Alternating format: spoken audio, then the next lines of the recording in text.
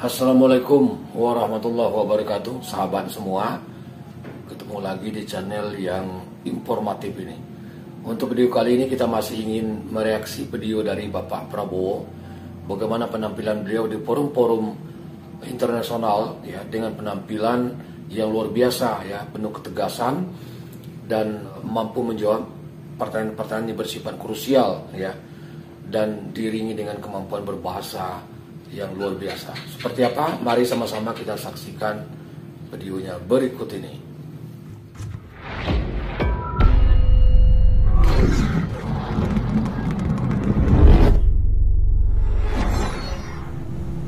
Blessed but based in Paris, we Mumtaz. Thank you, John. Minister Prabowo, by saying we shouldn't put blame on any side of the war in Ukraine, you basically drew an equivalence between the invader, Russia, and the invaded, Ukraine. So my question to you is, does the non-aligned position in 2023 consist in encouraging aggressors? How could this provide a sustainable and just peace? And is this coherent with everything we've heard since this morning about the importance of upholding rules and order in the Indo-Pacific, and how might does not make right? Thank you. Thank you. To use proper language and to bring some clarity, saying there is no Ukrainian-Russian conflict, there is Russian invasion of Ukraine, and there are no disputed territories in Ukraine, because Ukraine only has the territory of 1991, which was established and has not changed since then, so this is the only internationally recognized borders of Ukraine. But I think there is a major illusion also that if we have a ceasefire, as it is now, we have a decrease in atrocities.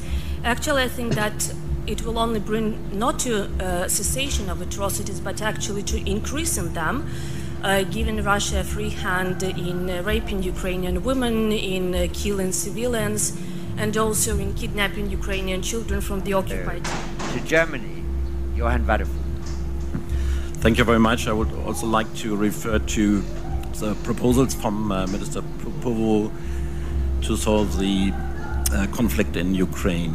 I would like to ask you, Minister, why didn't you address the Russian aggression, that this was the only reason for this conflict, and that if Ukraine stops to defend itself, the sovereignty of Ukraine would be gone, and if Russia stops the war, the conflict would come to an end. And if we follow your proposals to come to a ceasefire, wouldn't this only cement a new frozen conflict in Europe? Thank you. Thank you very much. And simply on your ideas on Russia-Ukraine non-alignment and also the Myanmar issue. Yes, Kita dengar jawaban Bapak John, Prabowo ya. I don't know if I can answer these questions in 3 minutes, but I will try. Several questions insinuated that I'm equating between the invader and the invaded. I think this is an emotional reaction, but what I'm putting forward is conflict resolution. I'm not saying which side is right or wrong, and I think this is being taken mistakenly, because Indonesia's position is very clear. In the United Nations, we voted against the Russian invasion. We voted. You can check our voting record. We are not talking about right or wrong. Ada yang salah, bukan masalah I'm just benar salah. proposing that we attempt at conflict resolution, and this has been done historically. Please, our European friends, please do not think in terms of 5 or 10 years. Think in terms of 50 years. We in Asia, we have our share of conflict, of war. Maybe more Lebih parah katanya kan. disastrous, more bloody than what's being experienced in Ukraine. Ask our Vietnamese friends, our Vietnamese brothers. Ask our Cambodian brothers. Ask them how many times they've been invaded. Ask our Vietnamese friends how many times we have been invaded. Ask Indonesians how many times we have been invaded. We know war. We want to resolve. We want to help. But again, it's up to the two parties. Yeah. What is the United Nations for? If not for conflict resolution? Why is the proposal for a demilitarized zone so taken as if it's not rational? We have a demilitarized zone in Korea. We had a demilitarized zone between North and South Vietnam. We had a demilitarized zone in the Sinai. We have now United States monitoring force in many countries.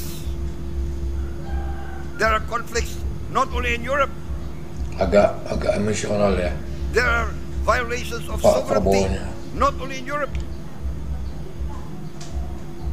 Ask our brothers in the Middle East. Ask the Africans. Ask the people of the Democratic Republic of Congo. How many countries invaded them? There are United Nations forces in the Congo. So what I'm proposing is how we try to resolve this conflict. Iya. Jadi kelihatan ya bahwa Bapak Prabowo ini tidak suka dengan perang ya. Mungkin dengan pengalaman beliau ya, pernah di medan tempur ya. Dia tahu betul bahwa perang itu betul-betul menimbulkan banyak korban ya, tidak punya arti sama sekali gitu ya. By respecting the United Nations. That's all. I'm not equating aggression with the aggressors. Please understand, we in this part of the world, we have been victims of aggression many times. I think that's my answer. And for Myanmar, very clear that ASEAN has not accepted the authoritarian and the